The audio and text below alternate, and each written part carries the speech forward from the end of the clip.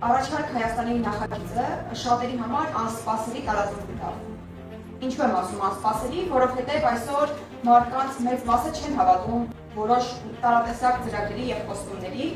բայց մեր ծրագիրը այսօր մտել է մարդկանց տները, դարձել է խոսակցության թեմա։ Հարցս հետևյալն է. Առաջարկ Հայաստանի նախագծի հաջողության գաղտնիքը որն է։ Հարգելի երիտասարդություն, ուսանողություն, ես հիացած եմ տեսնելով ինչքան գրագետ բանիմաց խելացի երիտասարդություն ունենք։ Եթե կա խելացի բանիմաց երիտասարդություն, ուրեմն կա ապագա։ Այս անգամ ծրագրի գաղափարը միտքը փոխել եմ, այսինքն այս անգամ ծրագիրը կազմում եք դուք։ Տվյալ ոլորտի ներկայացուցիչները մենք դիմում ենք բոլորին, որը առաջարկ Հայաստանի ծրագրով են ներկայանում, ամեն մեկը ներկայացնում է իր խնդիրը, իր խնդրեմը։ Ինչն է խնդիր, ինչն է խնդրեմ, ինչը լուծվելու դեպքում արդեն ավելի լավ կլինի։ Մարդը կզգա, որ իր մասին մտածող կա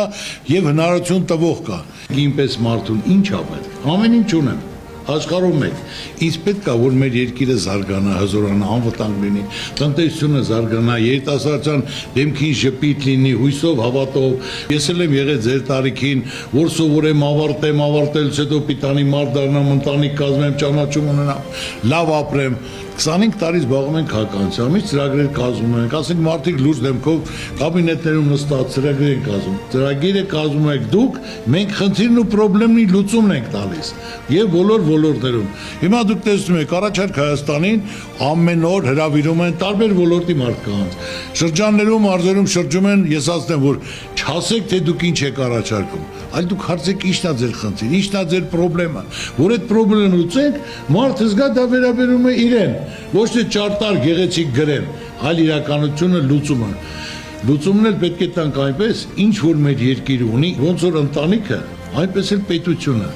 Ընտանիք ունի 8 անդամ, պետություն ունի 18 ոլորտ։ Թող ոլորտներով լիարժեք հավասարաչափ տեղը տեղին մտածելով իրականացնել, որ մարդիկ կարողանան մնալ երկրում, որ մարդիկ մտածեն իրենց մասին մտածող։